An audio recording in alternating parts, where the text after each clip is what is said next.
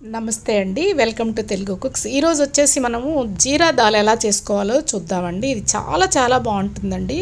మొన్న మేము హైదరాబాద్ నుంచి వస్తుంటే మా బాబు ఒక పంజాబీ దాబా తీసుకెళ్ళాడు. అక్కడ రోటీతో పాటు ఈ జీరా దాల్ ఆర్డర్ చేశాడండి మా బాబు. చాలా కమ్మగా ఉంది.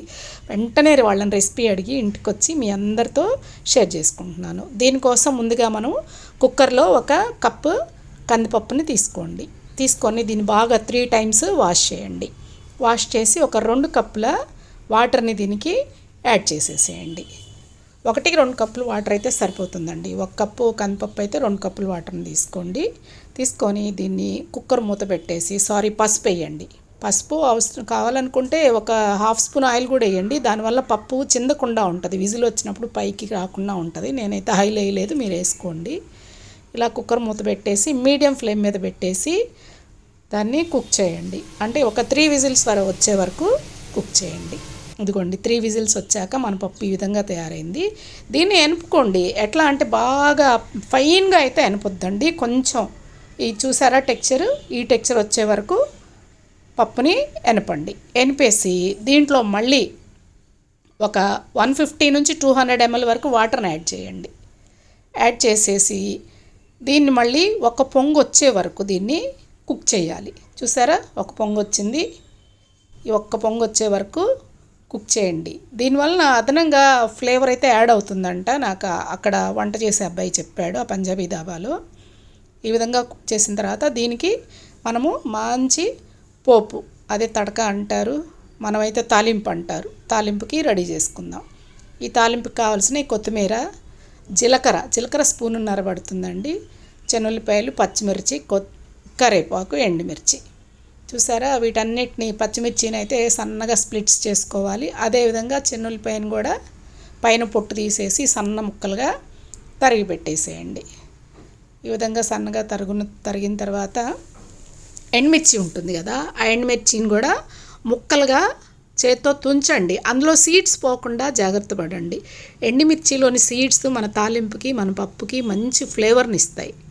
ఆ సీడ్స్ మన ఆయిల్లో ప్రాపర్గా ఫ్రై అయ్యేటట్టు కూడా మనము జాగ్రత్త తీసుకోవాలన్నమాట. చూసారా, ఇప్పుడు మనం కొత్తిమీరని తీసుకొని శుభ్రంగా కడిగి నీట్గా దీన్ని కూడా సన్నగా తరిగి పెట్టుకోవాలి. ఈ కొత్తిమీర నా గార్డెన్లోదండి, అందుకే చూడటానికి చాలా ఫ్రెష్గా అనిపిస్తూ ఉంది మీకు.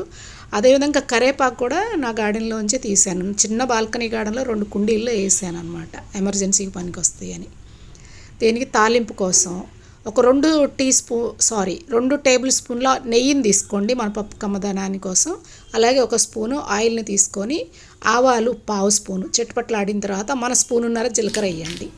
జీలకర్ర కొంచెం బాగా ఫ్రై అయ్యేటట్టు చూడండి. తర్వాత మన చెనుల్లిపాయ ముక్కలు వేసేసి, చెనుల్లిపాయ ముక్కలు కొంచెం బ్రౌన్ కలర్కి వచ్చాక ఎండుమిర్చి వేయండి. ఎండుమిర్చి కలర్ మారేటప్పుడు దీంట్లో మీరు పచ్చిమిర్చి చిలుకలు ఉన్నాయి కదా, అవి యాడ్ చేసేసేయండి.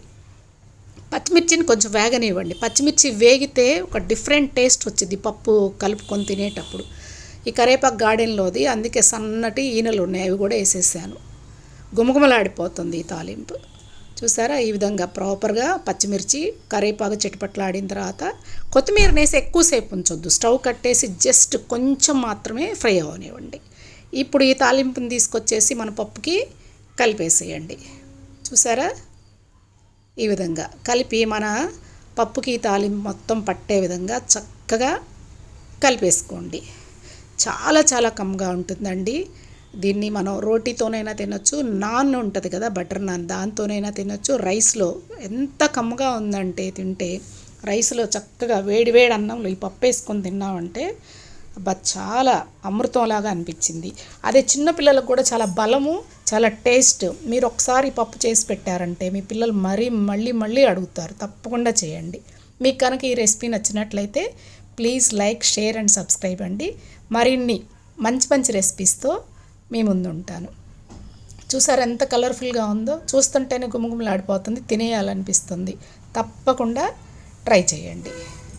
Please like, share and subscribe.